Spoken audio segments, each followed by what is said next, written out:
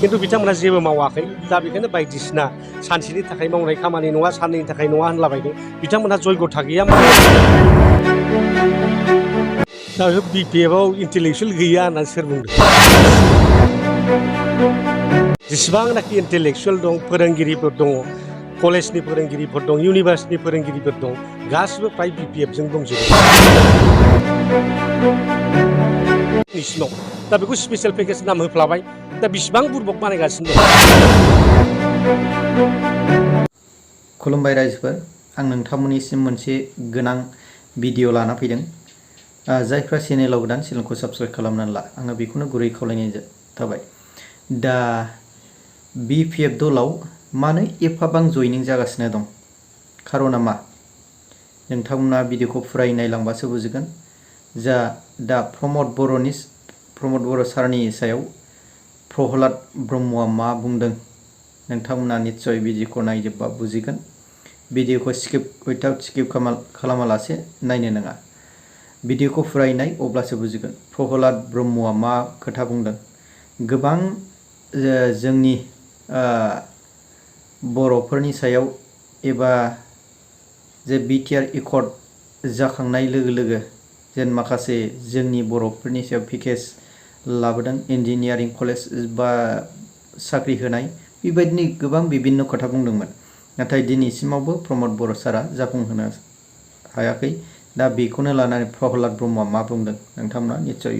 खोनासंनानै लाग्रो आदिबासि सेल जोंहा दंखायोमोन दा आदिबासि सेलखौनो माने सानथालि माखासे मानसिफ्रा जाय रावाबो आलदा हारिमुवाबो आलदा बेनिखायनो बिथांमोना सानथालि सेल नांगौ होननायखाय दिनै सानथालि सेल दानानै होनाय जाबाय दा बेवहाय जोङो मिजिंथिदों बे सानथालि सेल दानायनि गेजेरजों सानथालि जाथिनि हारिनि जेनाखि भट बे जोङोथ' 80% मोननायनि मोनसे जोङो मिजिंखौ थिनो हायो दिनै सानथालि हारिया माखासे जेंनाफोर दं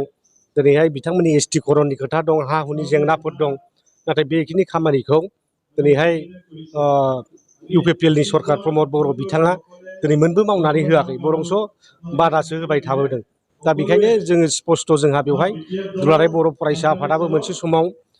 राजबंसिफोरनो एसटि होनायाव जोंहा जेबो आफुथि गैया होननानै जिहेतु हरखादों दा बेनिखायनो दुलाराय बर' फरायसा जिहेतु हरनो हायो थिग बेबादिनो जोंनि बिपिएफआबो बे आदिबासि सानथालि आरो कच राजबंसि बे जाथिफोरखौ एसटि होनायाव जेबो आफुथि गैया दा बे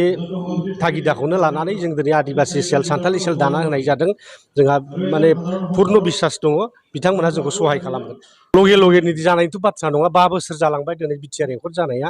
दा बिनि गेजेराव दिनै सिमा निर्धारन खालाम अल्टारेसन अफ बाउन्डारिनि बाथ्रा दंमोन दिनै समस्ति बारायनांगौनि खोथा दंमोन बेखौ बोसोरबा गाहाम नाङा बोसोरबा गाहाम नाङा 2003आव 10 फेब्रुवारियाव बिटिसि सुक्ति जादों 2005आवनो इलेक्सन फाथिनो हादों होमबा बिथांमोनहा दिनै 5 बोसोर समाय मोनबाय मानो बेफोरबायदि गामि सोसननाय खामानिखौ मानो मावनो हादिया दिनै सिएमआ बुंलाङो 16था गामि मालाबा 13था गामि मालाबा 10था गामि सोसनबाय थानाय होनो नियमाथ' बे नङा सिस्टेमा बे नङा बाउन्डारि कमिसन दङ बाउन्डारि कमिसनासो बेखौ डिक्लेयार होगोन गभर्नरासो डिक्लेयार होनांगौ बेबायदि खिन्थु बिथांमोना जेबो मावाखै दा बेखायनो बायदिसिना सानसेनि थाखाय मावनाय खामानि नङा साननैनि थाखाय नङा होनलाबायदों बिथांमोनहा जयग'था गैया मावनो हाया बेखौ बुंनानै लानाया मोजां दा बिपिएफआव इन्टेलेक्सुवेल गैया होननानै सोर बुंदों जेसेबांनाखि इन्टेलेक्सुवेल दं फोरोंगिरिफोर दङ कलेजनि फोरोंगिरिफोर दं इउनिभार्सिटिनि फोरोंगिरिफोर दं गासिबो फ्राय बिपिएफजों दंजोबो आरो दिनै बिथांमोनहा दिनै साननानै नाय बिथांमोनहा जेसेबांनाखि फोरोंगिरिफोर दं जोंजों मानि थाखाय दं दा बिथांमोना मोनसे प्रतिश्रुति होदोंमोन जे बिटिसि ओनसोलाव जेसेबां भेन्सार कलेज दं स्कुलफोर दं प्रभिन्सियेलाइज खालामनाय जागोन होननानै नाथाय भेन्सार कलेजनि गासिबो फोरोंगिरिफोर एलपिनिफ्राय आराम्भ खालामनानै कलेजसिम बेफोर गासिबो जोंजोंनो दंजोबो दा बिथांमोनहा दिनै बे श्रेणिनि मानसिफोरखौ दिनै माने बुजायनानै लाखिनो हायाखिसै फोरोंगिरिफ्रा दिनै बेथन गैयालासेनो फोरोंनानै रिटायार्ड जालांबाय दा बिथांमोना बुंदोंमोन 6.3नि गेजेरजों गासिबो स्कुल कलेजफोर प्रभिन्सियेलाइज जागोन दा बर'फोरनि गेजेराव इन्टेलेक्सुवेल होनबा सोरखौ बुङो फोरोंगिरिफ्रानोसै नङा होमबा साबेसे डक्टर दं साबेसे इन्जिनियार दं बर'फ्रावलाय जों आखायाव साननानै हिसाब होजोबनो हायो दा बे इन्टेलेक्सुवेल होनबा जोंना फोरोंगिरि कलेजनि फोरोंगिरि इउनिभार्सिटिनि फोरोंगिरिफोर हाइ स्कुलनि मास्टारफोर दा बिथांमोना गासिबो जोंजोंनो दंजोबो इन्टेलेक्सुवेला गासिबो जोंजोंनो दंजोबो आरो बे जों साथामखौ मानो गिबाय थादों बिथांमोनालाय जों साथामखौ मानो गिखो जोंखौनो गियोब्ला जों प्रहलाद कास्टम आरो बिक्रमखौनो गियोबा हाग्रामाजों माब्ला जुजिहैगोन बिसोरलाय दा बिथांमोनाव जयग' नेथा गैया उरखाव गोरा गावहानो जयग'था गैया जायनि थाखाय बिथाङा दिनै सारि मेखेला टेक्सटाइल हेन्दलुमनि दख'ना दाग्रा दिनै मन्थ्रि जाद्लाहैनांदों दिनै बड'लेण्ड वेलफेयार डिपार्टमेन्टनि मन्थ्रि जादों बड'लेण्डनि थाखाय मानो फैसा बिनानै लाबोनो हायाखै दिनै 10% इंक्रिमेन्ट जाबाय थायोमोन दिनै बड'लेण्ड वेलफेयार डिपार्टमेन्टनि मन्थ्रि जानानै मानो 10% इंक्रिमेन्ट खालामनानै लाबोनो हायाखै मानो सेन्ट्रेल गभर्नमेन्टआव जोंहा बाजेटआ 250 कोटि थाखा मोननांगौखौ मानो 50 कोटिल' खालामजाखो दिमा हासावना मानो बारायखो कार्बि आंलंना मानो बारायखो दिनै जुदि बिपिएफआव गोरों गैयाब्ला बै समाव बोरै एफाराब मावनो हाबोखो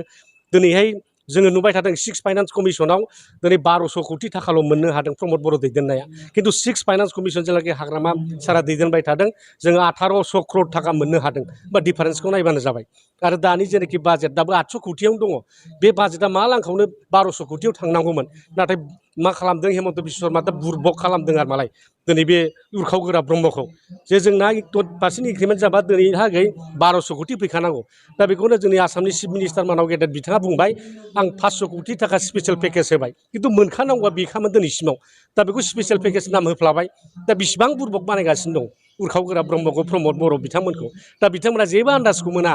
बिथांमोना माबादि खालामना जे राजनिति खालामना जाम्बा खालामगासिनो दङ दिनैहाय नरेन्द्र मदिया मालाबा बड'लेण्ड उत्सबआव बुङो 1500 कोटि थाखा हरनाय जाबाय 400 जन एनडिएफबिखौ साख्रि होनाय जाबाय केसफ्रा उथायजोब्बाय बिदि बुंदों दा दिनै नुबाय जोङो माने मोगथां महराव मोनसेबो गैया मोनसेबो दफाखौनो मावनो हायाखै दिनै जों नुजोब्बाय दिनै दाख्लि अमित शाह होनलांबाय 82% दिनै माने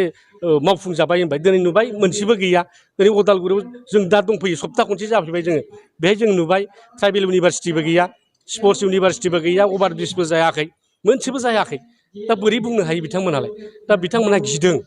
बिराद बेबादि गिदों बे अरखि मोनथामखौनो बिराद गिदों आरो मालाय बे अरखि मोनथामा बिलाइ गोरान मोनोबा गथै हाग्राखौनो सावजोबनो हायो जोंब्लावनानै नङा होमबा दा बेबादिनो खामब्लाबगासिनो दङ इउपिपिएलनि नेताफ्रा दिनै गैला बबेबा गामियाव थांफ्लांबा होसो जानोसो दिनै आराम्भ जासिगोन दा सरकारा एसे दंबावोखायसो बिथांमोननि खोथाया खुनु मथे सोलिगासिनो दङ 31 मार्चनि उनाव जुदि बिथांमोना फान्ड बाहायनो मोना होमबानो बिथांमोननि सरकारा गैला जागोन आरो रायजो राजाफ्रा बेखौ माने रावबो माने मानबो होनाय नङा खामफ्लायबो होनाय नङा सैमायाबो सोंनाय नङा अब्ला रायजोफोर मानाव गेदेर प्रमद बर' सारा जेन अमित शाह आरो जे जोंनि इण्डियानि मदिजिया जे बुंलांनाय खोथा जेने बैफोर जेने खोथाफ्रा दासिमबो जोंनि सायाव गुलुं गुजुं जागासिनो दं खारन मार जोंनि सायाव जेन एक्स एनडिएफबिनि खोथाफोर केसफोर जेन रिहाबिलिटेसननि खोथा दं आरो क्रेश उइड्र'नि खोथा दं दिनैसिमाव दासिमाव मानो मावनो हायाखै खारना मा आरो रन्जन दैमारि सारखौ मानो बख'नो हायाखै गोबां जोंनि बर'फोरनि सायाव माखासे लाइमोनफोरखौ बेकार जेंनाफोरखौ सल्भ खालामनायनि खोथा बुंदोंमोन नाथाय दिनैसिमाव दासिमबो मानो जाफुङाखै खारना मा प्रमद बर' सारा बेबायदि गोथाव खोथा बुंनानैल' जोंनि माखासे बर'फोरनि जे जेंनाफोरखौ फोजोबस्राङाखै नामा एबा दासिमावबो फोजोबस्राङाखै आरो जोंनि जे लाइमोनफोरनि बेकार जेंनाफोरनि खोथा दिनैसिमावबो खालामनो बुंबाय थादों दिनैसिमाव मानो खालामनो हायाखै खारना मा जानानै दं आरो एक्स एनडिएफबि जोंना रन्जन दैमारि सारखौ गहैया खारना मा जुदि बे गयोबा निस्सय गावनि सिटखौ हगारनांगोन नामा बेयो मोनसे खोथा जानानै थाबाय रायजोफोर दा रायजोफोर नोंथांमोनहासो बिजिरसिगोन रन्जन दैमारिखौ मावनांगौ मावनाङा जे सरकाराव थानायफ्रा मावनानै सिगांनो जेन 5 बोसोर जालायबाय 5 बोसोराव दाबो मानो बख'नो हायाखै रन्जन दैमारिखौ बख'नो हायैनि खारना मा बेयो मोनसे गेदेर सोंथि जानानै थाबाय रायजोफोर नोंथांमोना बे भिडिअनि सायाव दे प्रहलाद ब्रह्म जे आदाया जे बुंलांबाय बे बुंनायनि सायाव नोंथांमोना मा बिजिरगोन आरो जे दा फैबाय थानाय बिटिसि बिसायख'थियाव सोरखौ फैनानै एक्स एनडिएफबिनि खामानि आरो रायजो राजानि डेभेलपनि थाखाय लाबोगोन नोंथांमोनहा निस्सय साननानै दङ आरो नोंथांमोना बे भिडिअनि गेजेरजों नोंथांमोना मा बुजिदों नोंथांमोनहा फोरमायहरबानो